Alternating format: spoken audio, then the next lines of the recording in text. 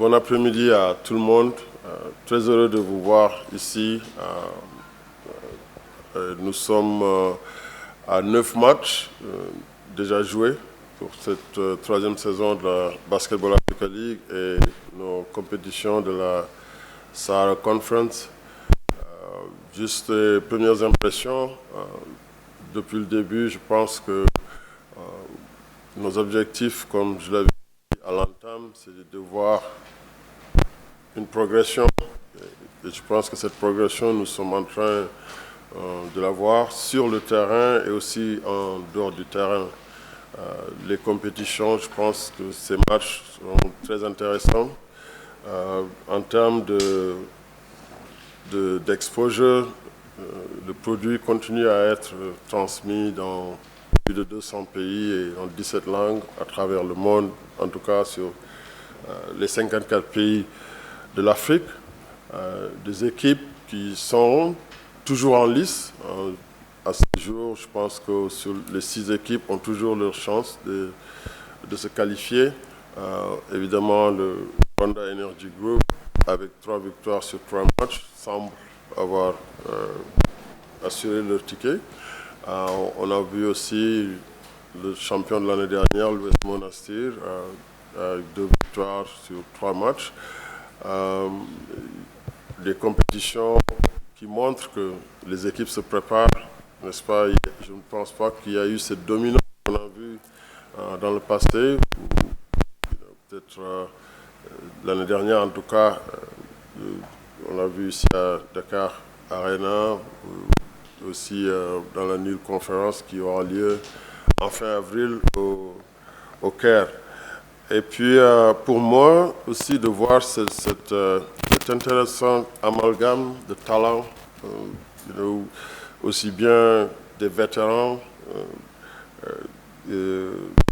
ici en Afrique, des joueurs qui sont restés au pays, qui continuent à animer le basketball de leur pays. Quand je vois les performances de Stéphane Konaté, aussi de Radwan Sleman, qui sont toujours là, et des jeunes talents aussi qui émergent, surtout avec le programme Elevate. J'ai des performances à noter, des joueurs qui promettent beaucoup.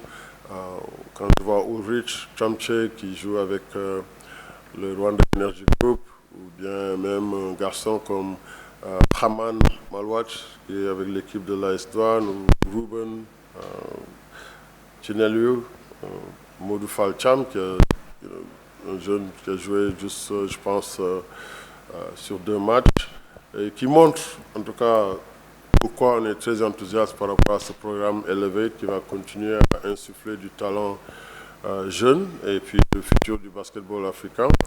Aussi des vétérans comme Jérôme Randall, avec Monastir, on va continuer à attirer ce talent international.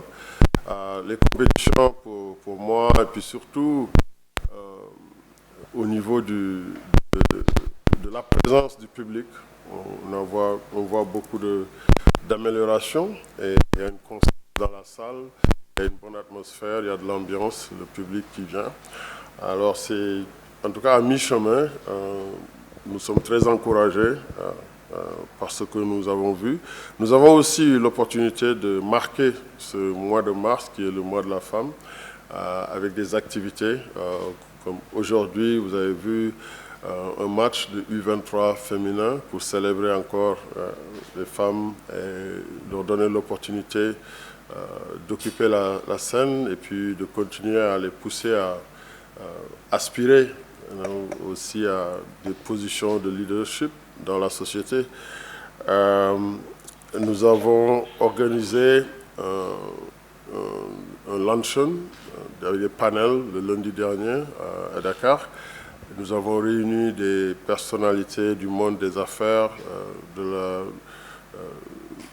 philanthropie, de l'entertainment, pour parler de l'opportunité que nous avons en Afrique de bâtir une industrie autour du sport et du basketball en premier. Nos ambassadeurs qui ont tous été ici, Joachim Noah, Yann Mahimi et aussi les Clarisse Machagwana, ou Amsatou Maïgaba, Astundiaï, etc. Adama Diakhate, qui est une légende locale ici, Mamati Mbeng, Fatou Kinendiaï.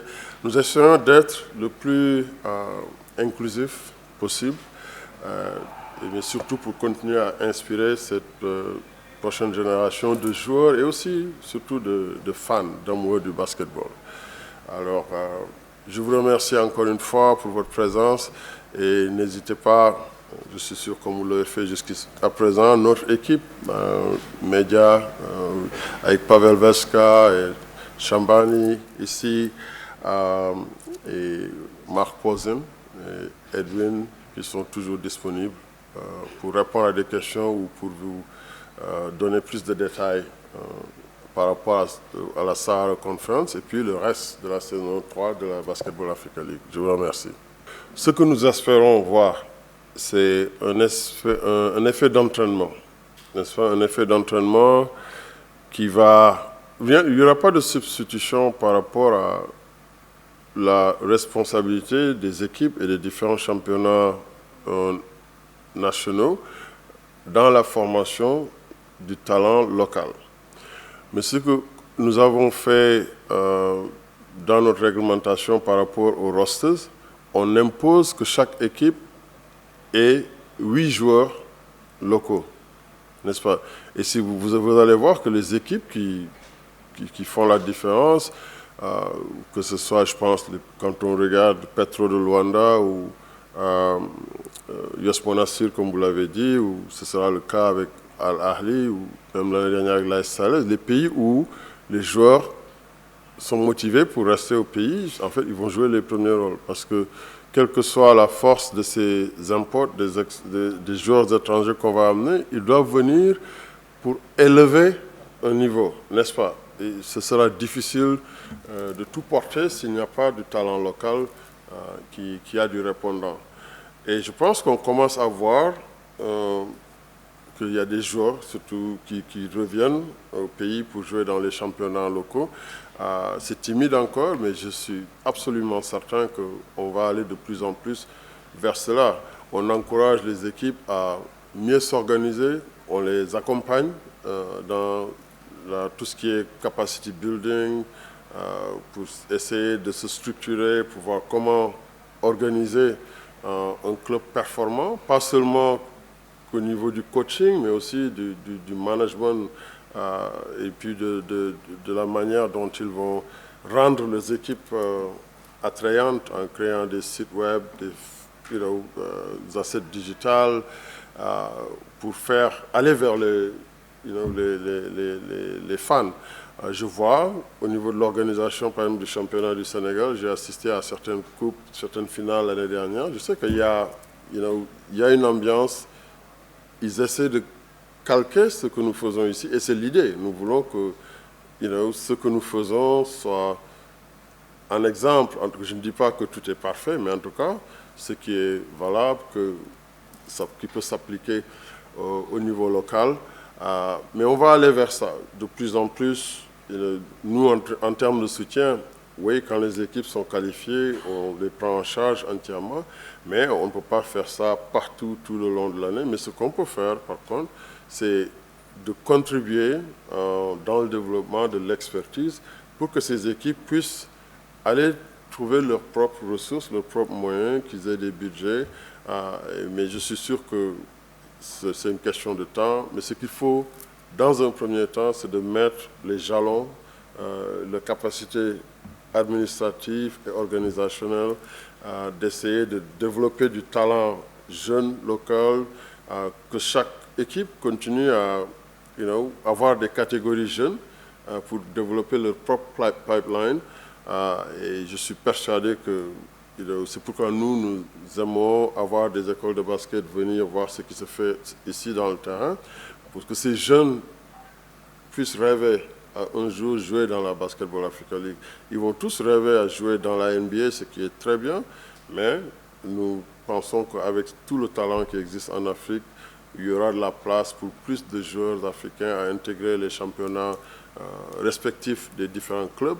Le travail que nous allons continuer à faire avec la FIBA, au niveau grassroots va favoriser cela. Mais je comprends très bien votre question. Ce qu'il faut, c'est que les ligues locales continuent à se bonifier. Nous allons accompagner comme on peut, mais en tout cas, notre focus, c'est dans la saison de la Basketball Africa League, et puis comment on peut continuer à améliorer ce produit pour que ce soit un exemple qui peut inspirer les championnats locaux. Par rapport au nombre de joueurs expatriés, comme on rappelle, notre roster est composé sur les 12 joueurs de 8 joueurs nationaux, des joueurs locaux qui sont issus du pays, du club, et puis 4 joueurs qui peuvent venir d'en dehors du pays, et parmi ces 4, 2 doivent être de notre pays africain, et puis 2 autres joueurs qui peuvent venir de partout. Mais je tiens à souligner que les équipes ne sont pas obligées d'avoir des joueurs expatriés. S'ils veulent remplir le roster de 12 joueurs locaux, ils sont libres de le faire, n'est-ce pas? Je pense que pour le moment, ce format, je pense, fait le job, non? Ça donne de la flexibilité à ces équipes. Et puis aussi, on va continuer à organiser ce combine pour exposer plus de talent, pour permettre aux équipes d'être en contact avec ce talent d'élite de partout dans le monde. Nous allons continuer à travailler avec la NBA G League, justement pour ce travail de scouting qui nous permet d'inviter ces joueurs. Mais je pense que pour moi, ce qu'il faut retenir, c'est que ces équipes ne sont pas obligées de remplir les quatre positions qui sont allouées pour des joueurs étrangers. Mais pour le moment, je pense qu'on n'a pas, en tout cas, l'intention de changer. Maintenant, on verra d'ici quelques années. C'est un point intéressant que vous soulevez par rapport au programme Elevate. Il y a des équipes qui nous ont posé la même question, qui peut-être auraient envie d'avoir plus qu'un joueur Elevate. On ne ferme pas la porte. S'il y a des joueurs, et il y en a, qui, pour être plus présents dans les rosters, on ne se ferme pas à des idées qui pourront améliorer le produit. Non, Dakar et le Caire ne sont pas éliminés, mais je tiens à être clair que oui, nous sommes en phase d'évaluation et de réévaluation. Et au bout du compte, il y aura des comparaisons qu'on va faire. C'est sûr qu'il y a d'autres villes qui sont en liste, qui sont intéressées, mais on va examiner les dossiers et puis prendre la décision qui sera la meilleure pour la Basketball Africa League. Mais pour le moment, on est à Dakar et on est au Caire, mais à la fin de la saison, on va réévaluer. Le site numéro 1 du sport au Sénégal, wivsport.com, est maintenant disponible en version application mobile sur iOS et Android.